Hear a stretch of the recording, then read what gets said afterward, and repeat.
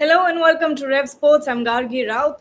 CSK takes on Punjab Kings tonight at their home fortress, which is the Chepauk. I am Gargi Rao. Joining me for the show is Ashok Nambudri and Mohor Chaudhary. Soon, Shomik Chakrabarti will also join us. But tonight, the storyline is about Chepauk and a new leading man. Sanju Samson walks out in yellow for the first time in Chennai. This is a ground that has worshipped familiarity for years, but this time there's no Dhoni, there's no Raina. It is a new identity that will take shape on the ground. And here's the twist, this is no longer the spin choking Chepauk. It's flatter, it's faster, and it almost invites batter to come and take center stage. And against a Punjab Kings side that hits like a highlight reel, this will be a contest to watch out for. Ashok, I'll start off with you. You worked in broadcast in regional. I want to ask you, when it comes to Sanju Samson and this crazy fan following that we've seen, what is the secret behind this? How does one even get to this point? Well, that's the $1 million question, I guess. So, look, I think traditionally it goes back to Indian culture, not necessarily cricket or sport, which is that the underdog is always celebrated. We have seen it in the movies, we have seen it in our epics, and we are seeing it in our sport. So, nothing wrong with that. Nothing really different, if you ask me. Sanju Samson is really, in one of the articles I'd written that he's not Sanjay, not Sanjeev, but Sanju, and, which makes him like the boy next door. And somebody whom everybody likes to like because of the fact that he has no airs. He is basically a man who wears his heart on his sleeve, a man who speaks the way he is. What you see is what you get with Sanju. He plays his cricket in a particular style, and he doesn't even have any airs when it comes to talking to the fans or talking to the media, and that's what contributes to it. In Tamil Nadu, though, coming to CSK, Tamil heroes are people who make the Tamilians proud, who make Tamil culture proud, and therefore that's the new crown that he's going to wear, and something that I'm going to wait and watch for. Shomik, I'll ask you one tough question. Okay, I want to see how you react to this, but I want to ask, if Sanju Samson was 10 times more successful than he is today, would he be the Sanju Samson that the fans love? I think so. I mean, still he is. Even without the underdog story. Because even if he were 10 times more successful than what he is today, I believe he still would have rooted to the ground. That's the basic foundation. That's the basic foundation he has got from his parents, from his family, and that is why. So why in Kerala people love Sanju Samson like anything. He is still someone who is still doing philanthropic work. He is still contributing to building homes to his village, stuff like that. He is a completely different. If you ask people who are close to Sanju Samson, you will get a completely different kind of personality. In fact, to it will not be an exaggeration to say cricket is sort of secondary to him. He wants the upliftment of his people, of the poor, of the underprivileged, and that is his priority. He is a gem of a person. He is a gem of a guy. So if you are 10 times more successful than what he is today, and he is still very, very, very successful, especially after the World Cup, I think he still would have been the same person because of a solid foundation. So, Moho, the answer is that people love Sanju Samson, the person, more than Sanju Samson, the cricketer. That's what makes him so lovable. Yeah, for sure. I mean, no doubt he's an excellent cricketer. He's been constantly hustling, trying to prove himself. Whenever there are doubts, he tries to prove people wrong. But then, other than that, I also think people also look up to him as the player because they know he has all the potential. Even when he was not getting chances, even when he was constantly moved up and down the order, there was uncertainty all the way. I think people always had the faith in him that whenever whenever he makes a comeback, whenever he's given an opportunity, he will make it count. So I think it's a balance of both. People look up to his qualities, his talent, as well as the fact that he's able to stay humble despite all that. So it's both. Yes, Ashok. So just want to add one more point. I just want to add one more dimension to it. I think in the society today, people love to kind of glorify heroes who they feel haven't got their due. And Sanju Samson is a classic archetype of that kind of a hero who's done well, who has the potential, but clearly that due has not come to him. And that is something that people root for. People want them to do well, and therefore they become a hero of a different kind. And Gargi, I tell you a story. Before the Yes. start of the season, Chennai Super Kings hosted their arranged their Road 2026, their preseason show at Chepauk. And despite MS Dhoni's presence, Sanju Samson was the biggest showstopper. It's not only because of that he is a freshly minted World Cup winner. It is also for the fact that the way, so how quickly people in Chennai has fallen for they have fallen for him. The great A.R. Rahman, he had a concert, and he started off his concert with Dil Se Re, and he said, Sanju, this is for you.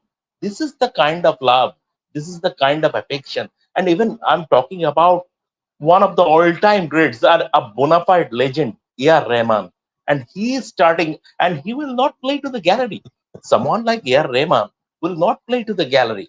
But he started his concert with Dil Se Re and saying, Sanju, this is for you. So Sanju Samson, as a person, people love him. Absolutely. He's humble. He's everything in a cricketer, in an idol that you want. When kids look up to Sanju Samson, parents will want their kids to be like that. But Ashok, I'm looking at the larger picture here. We're talking about a CSK that is in transition. We're talking about a CSK that will soon lose its biggest brand, which is MS Dhoni. But Sanju Samson walking into Chepauk tonight is an opportunity for CSK to build their next Thana.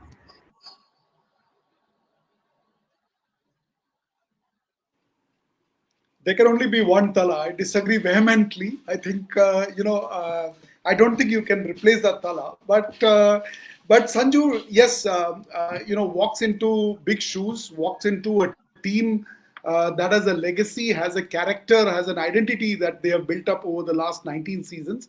And it will take some amount of cultural fitment to fit into something like this.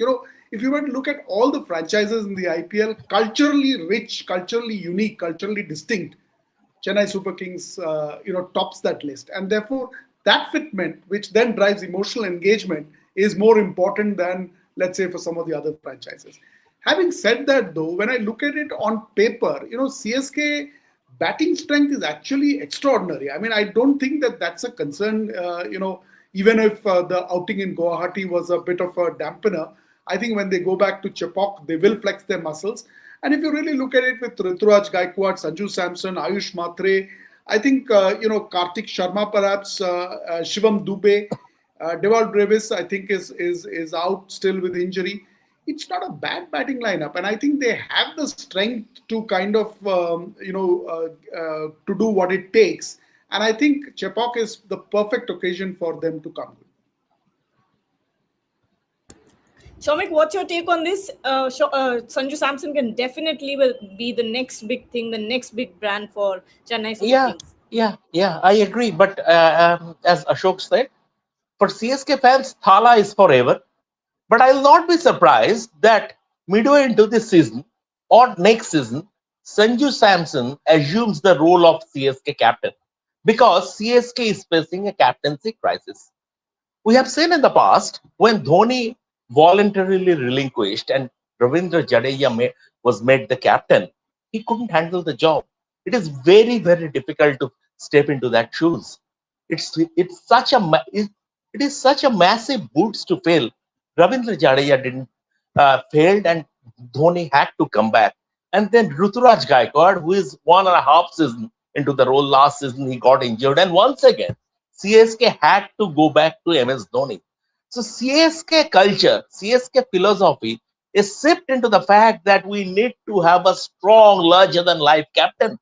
Now, Dhoni, Ruturaj Gaikwad, this is Ruturaj Gaikwad's biggest challenge.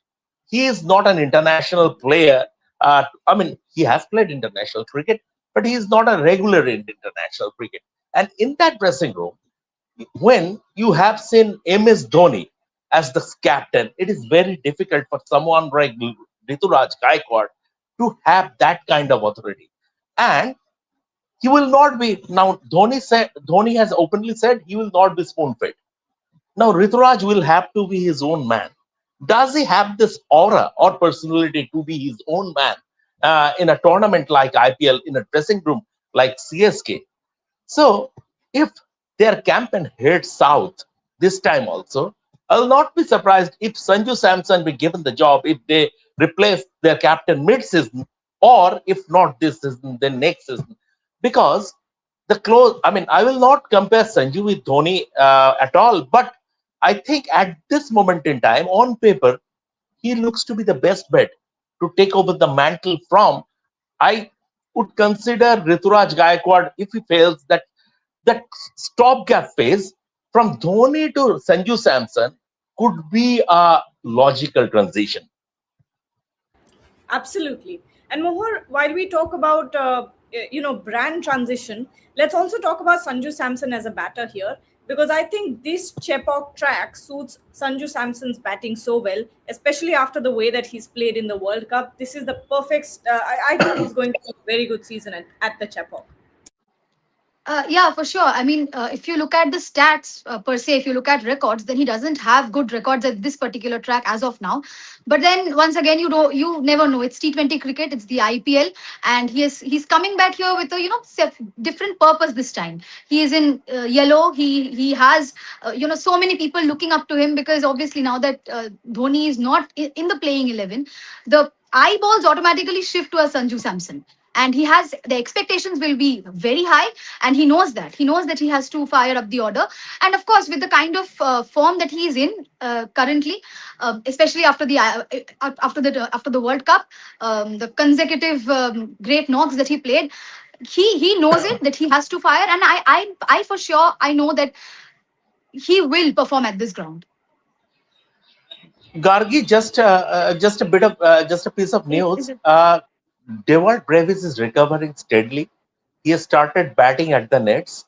At this moment in time, he is just taking throwdowns and playing defensive shots. He is still not in a position to play attacking shots, but very likely he will miss this game. But maybe the next game or the game after that, he would be available. Lovely. Okay, we have a lot of comments here. Let's take them as the show goes on. Um, Ashok Ruturaj here is saying, Maxer here is saying Ruturaj is a very poor captain. I don't know on what basis he became captain of CSK. Wow, harsh words and a very strong opinion there. Ashok, please take it away. Yeah, I think that's a pretty harsh and strong opinion. But I think just building on what Shomik said, see, the Tamil Nadu has seen larger than life heroes. If you look at the first Chief Minister MGR, if you look at Rajnikant, the kind of aura, the kind of personality that they have, MS Dhoni fits that bill perfectly, and that is what a captain looks like, which is basically someone you can look up to, almost godlike. And that aura is critical to be a captain. Just if you juxtapose that with what I said about emotional engagement, which is critical in the Chennai Super Kings side, I think that is what the recipe for being a great captain is, not just your cricketing skills. And that is where perhaps Ruturaj Gaikwad, if I were to just compare, on paper Ruturaj with, let's say, Sanju Samson will actually cut it far more than Ruturaj Gaikwad for the person he is and for the ability to become that larger than life hero. I know that while he's from Kerala, he's a Malayali.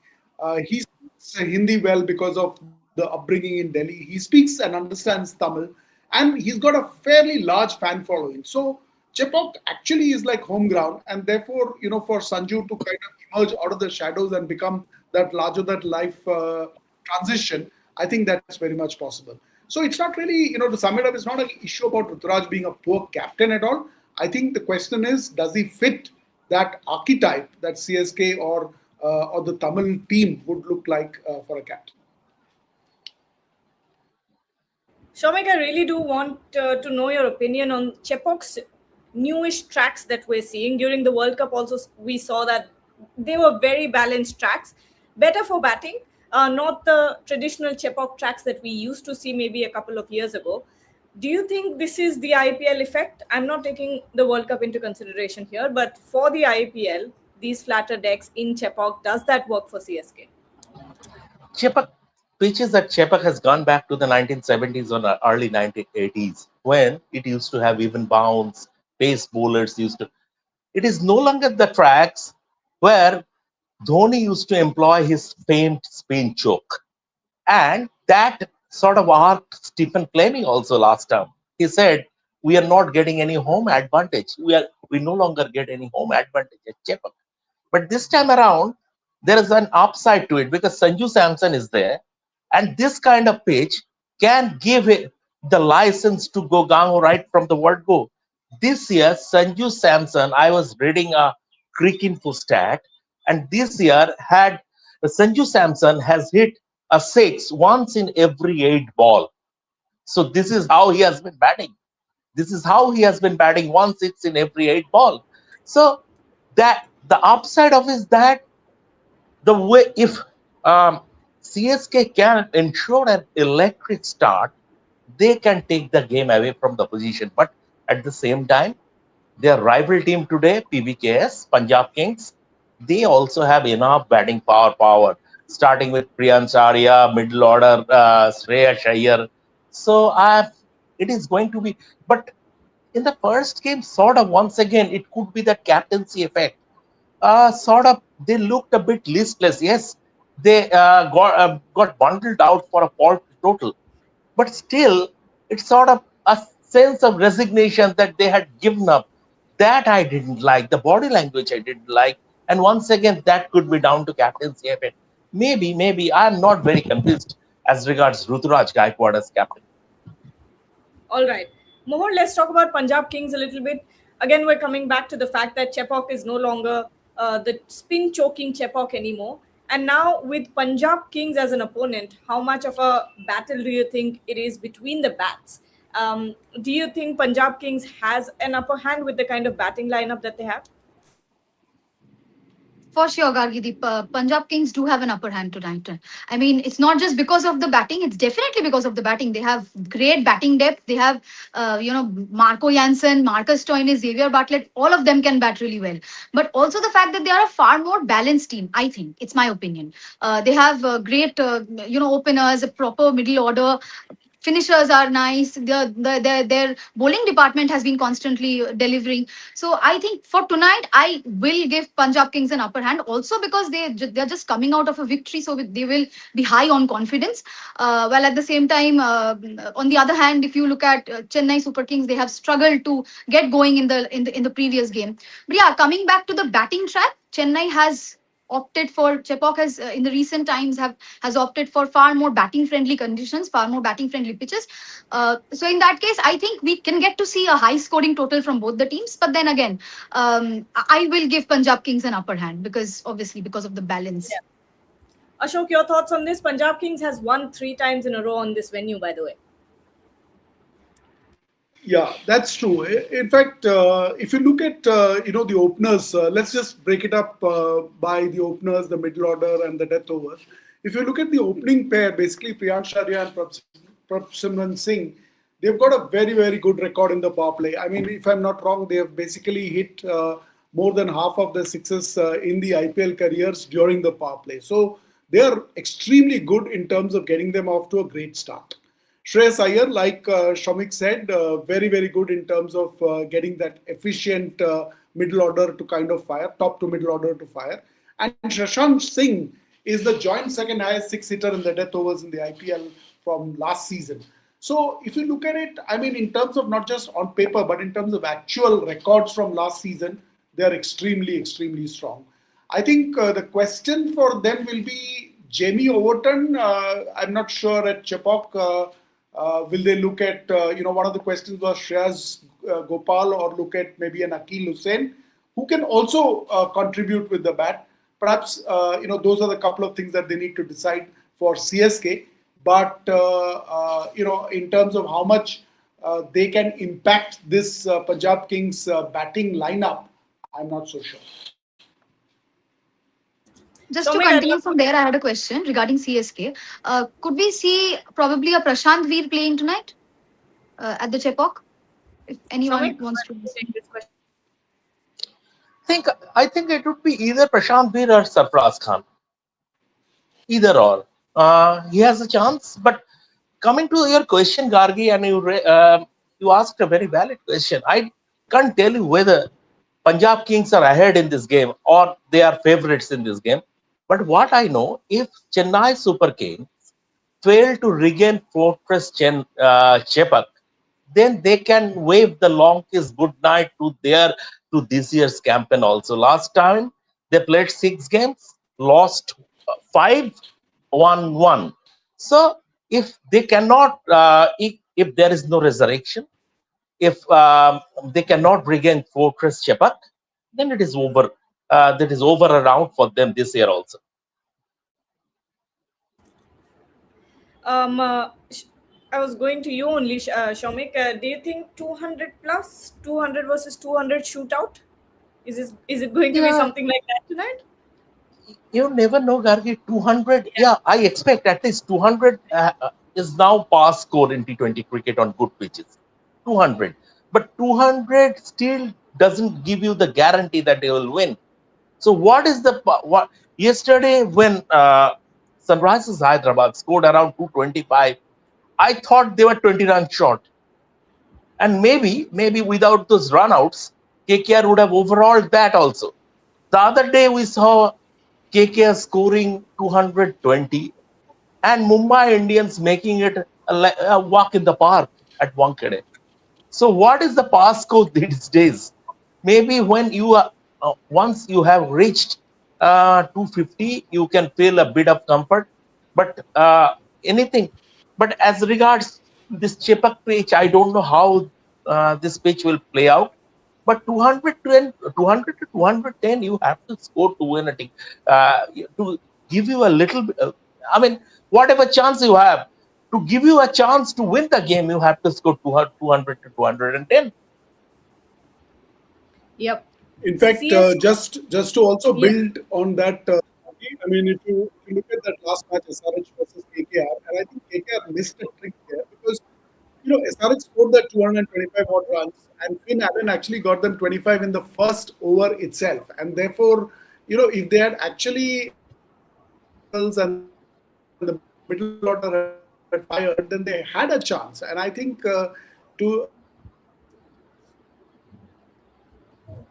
Okay, I think we've lost Ashok there. Hmm.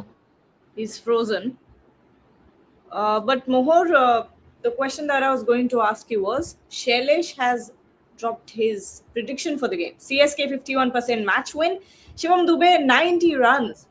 Well, if it goes to Shivam Dube scoring 90 runs, it means the top order is in big trouble once again, and we've lost Mohor as well.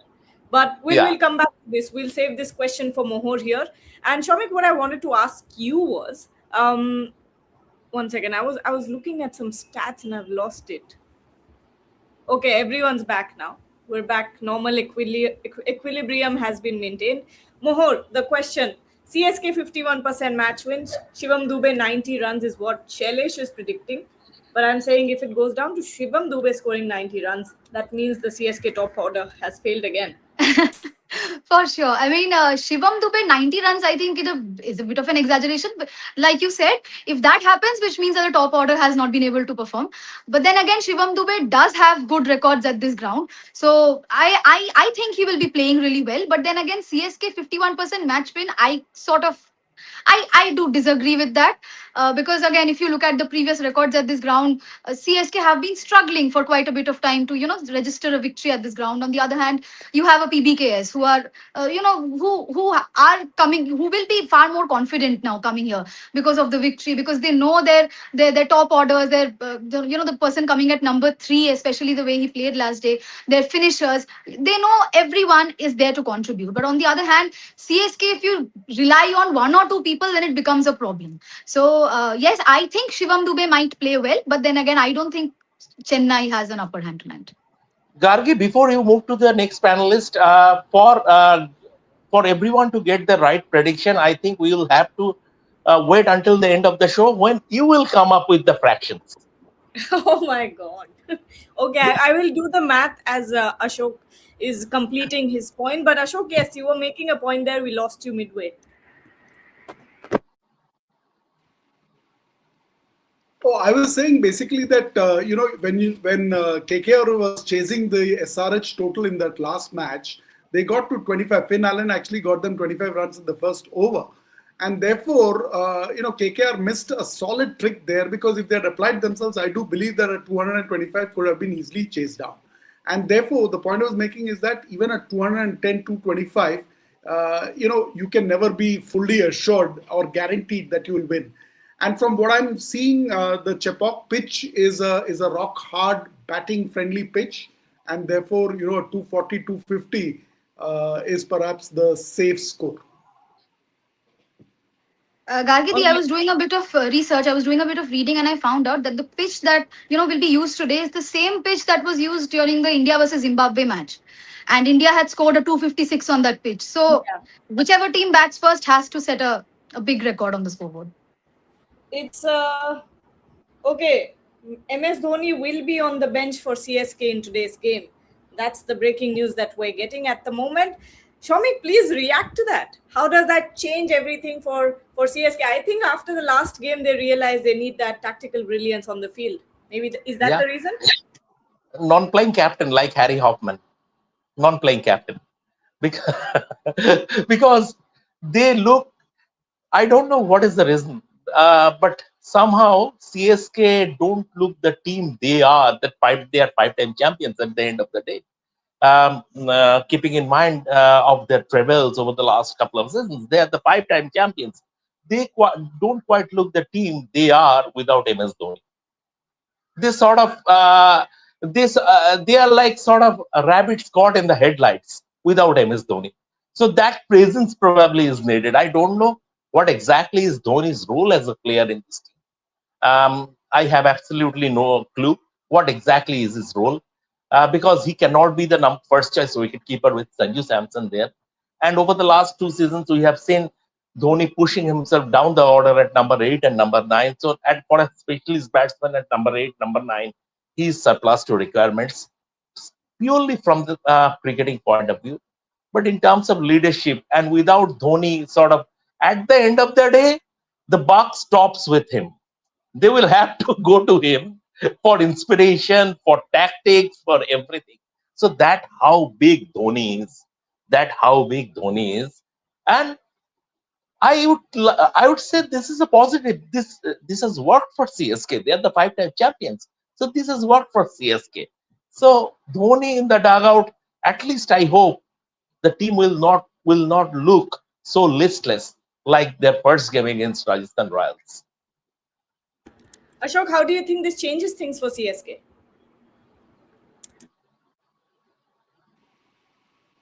Yeah, I mean, I would agree that MSD, irrespective of the batting order where he comes in, I think he is that magic potion for Chennai Super Kings. For all their problems, and he inspires a quiet confidence. It's a brand built over years together, and it's not going to be easy to kind of change that at all. And therefore, I think that is going to have its impact, if you ask me. But like I said, it's the home ground. You have a Sanju Samson coming in. And I think, given the overall conditions, I think it is the perfect opportunity for Chennai Super Kings to come good, irrespective of MSD.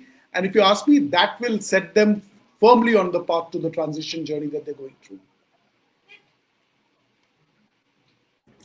All right, it's time for the toss as well, a minute away.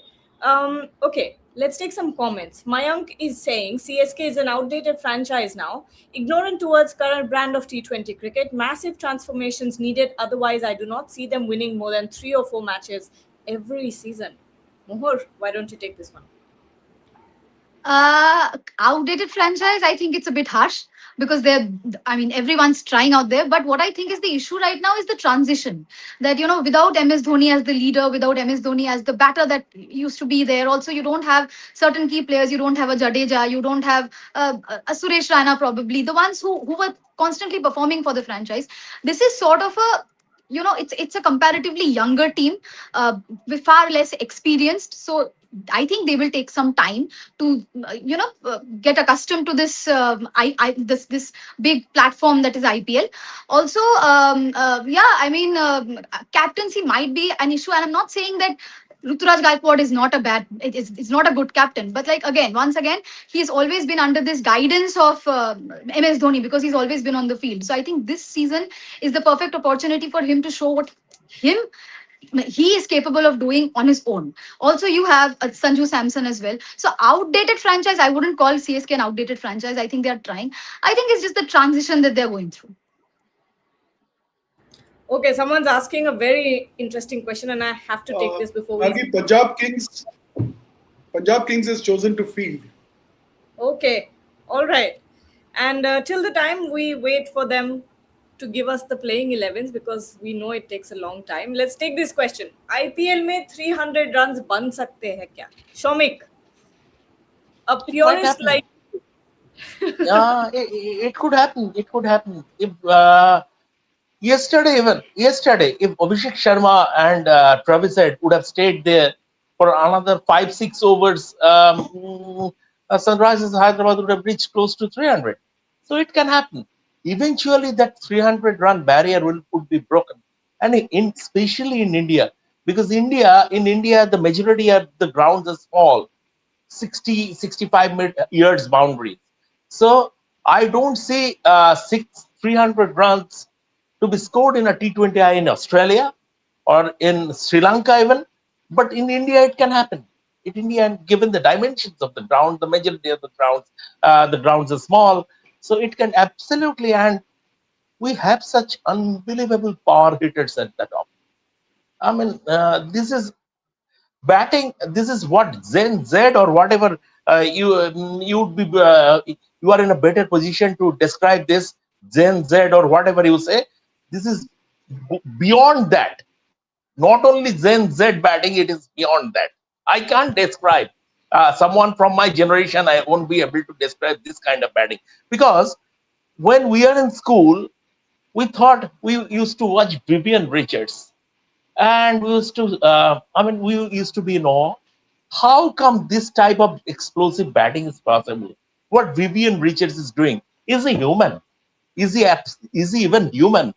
But now, that kind of power. I mean, 90 cricketers are out of 100 who apply their trade at the top level in T20 cricket. They can do that. Not against the bowlers that Vivian Richards faced, but against what they have in front of them. All right, we're going to check whether or not we have the playing 11s. We don't. I don't know why I'm surprised every single day. Okay, the cricket crazy bong is saying, I just hope this season is MS Dhoni's last, because you either die or hero or live long enough to see yourself becoming the villain. Ashok, your thoughts on this? My goodness. No way. I vehemently disagree with that. MSD is forever. I mean, he's going to be part of that Chennai Super Kings franchise. Whether he plays, he doesn't play, whether he's in the dugout, whether he's, wherever he is, he's part of the Chennai Super Kings. And I think that is the ability and that is the quality that he has brought to the team. And that's forever. If we were to look at the earlier question about Chennai Super Kings having finished bottom of the franchise and therefore they might just win 3 or 4, whatever, that question. Look, I think we need to understand that we've now finished 19 seasons of the IPL. The IPL is now going to become a 20-year-old, and, there is no relegation in this league. And therefore, there are going to be these questions where teams will have to reinvent themselves. That time has come. During this phase, you cannot react in a knee-jerk manner saying that this franchise is completely dismissed or that this captain is gone.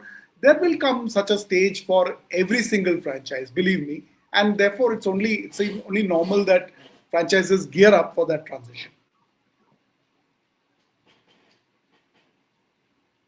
Oh, I'm so Do sorry. I was do you have on the mute. team yet? No, no, I do not. No, I don't have the team yet. Should we do predictions before or after the toss? Yeah, absolutely. Before the toss. Uh, uh, Uh, okay, let's take this question. Mayank Thaplial is saying often we have seen umpiring not matching the level required in IPL. What can be the solution for it? Shomik, your thoughts on this? mm, I think mm, this is perception. First of all, this is perception because it gets debated on social media so much that you end up thinking that the umpires are not doing a good job. And most of the time what happens is the debates that are going around on social media, they do not even know the rules of what is going on. Conclusive evidence, not conclusive evidence, benefit of the doubt. There are so many things involved here.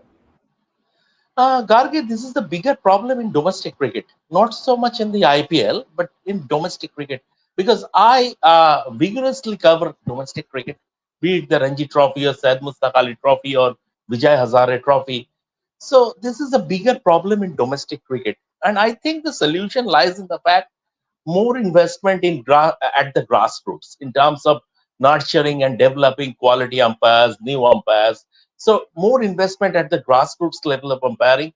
That is the only solution. And classes, courses, everything that will be there. But you maybe BCCI needs to invest more at the grassroots level of umpiring.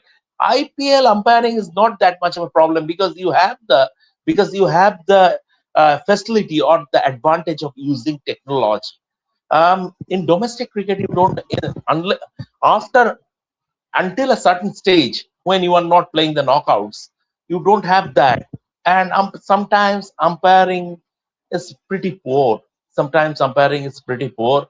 So this is a bigger problem in domestic cricket compared to the IPL. I don't think IPL doesn't have an umpiring problem. All right then. So, Ruturaj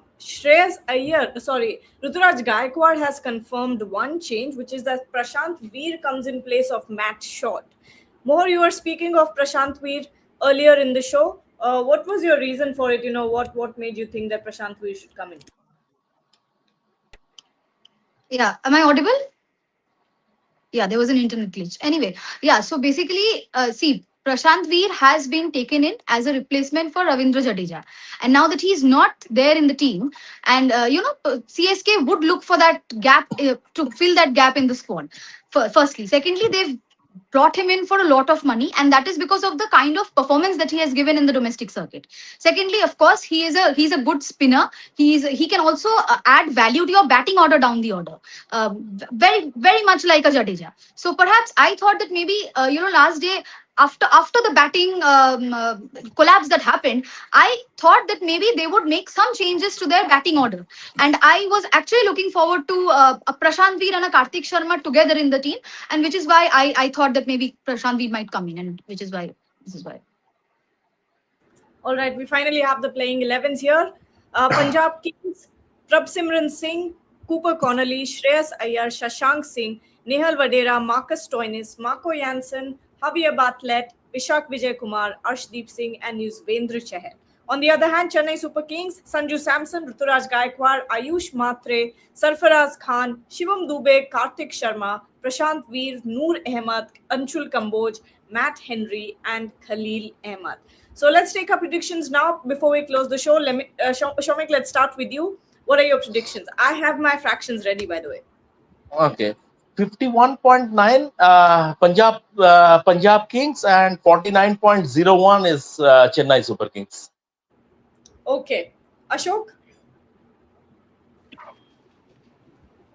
I think this is going to be Chennai Super Kings going to win. I think maybe 55-45 CSK. Mohor? Yeah, Gargidi, just like you, I'm very bad at math, but I'll try. I think I'll be very simple. No decimal, no fractions. 60% PBKS, 40% Chennai Super Kings. That's what I think. And it's Now, time for Gargi, the the big closing of the show. It is, wait a second. Punjab Kings 63.7 and Chennai Super Kings 36.3. Boom. Mic drop. That is brilliant, correct math. brilliant, Yeah. brilliant. What? It This is fantastic. We should end our show on that note only, because no yes. words are needed. I have left everyone speechless, including myself. Yeah, So, absolutely. on that note, Ab- we'll take a leave. We'll be back at the end of the show. Let's see whose fraction is right. And of course, till then, stay tuned to Rev Sports. Don't forget to like, share, and subscribe to the channel. Enjoy the